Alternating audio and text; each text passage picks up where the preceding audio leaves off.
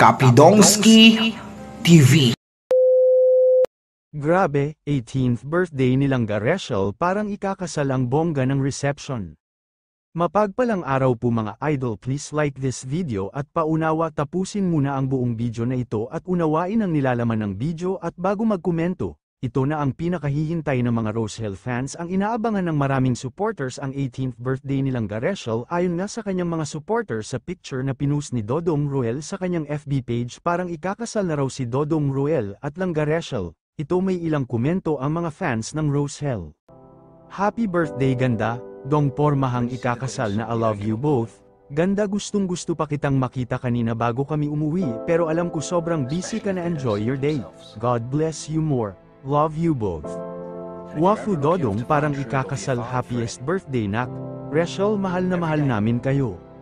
Ito na yun dong ang hinihintay ng marami at isa na ako doon ng official legal age ni Rachel para wala nang masabi ang mga bashers na yan, at mabilis ang araw, buwan at taon makapaghahanda kayo para sa inyong kinabukasan. Salute you Dong Ruel sa kabaitan at mapagmahal mo, nawin malawak ang pag-iisip at family-oriented, same sila nilang Rachel kaya sila yung pinagtagpo at nakatadhana in God's perfect time. Happy 18th birthday lang Rachel, isa ka ng ganap na dalaga.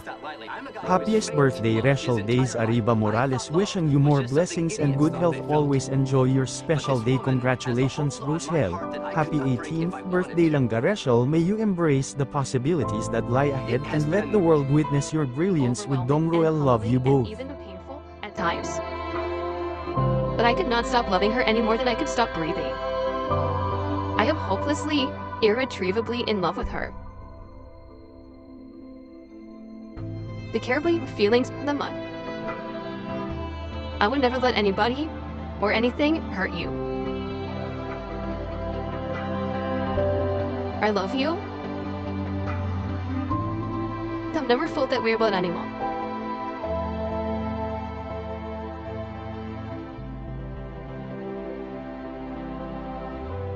Oh, I know I want to stay here. I just want to stay right here with you as long as I possibly can.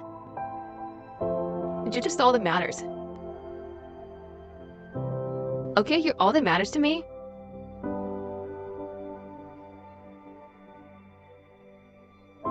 Best love is the kind that weakens the soul, that makes us reach for more, and plants a fire in our hearts and rose.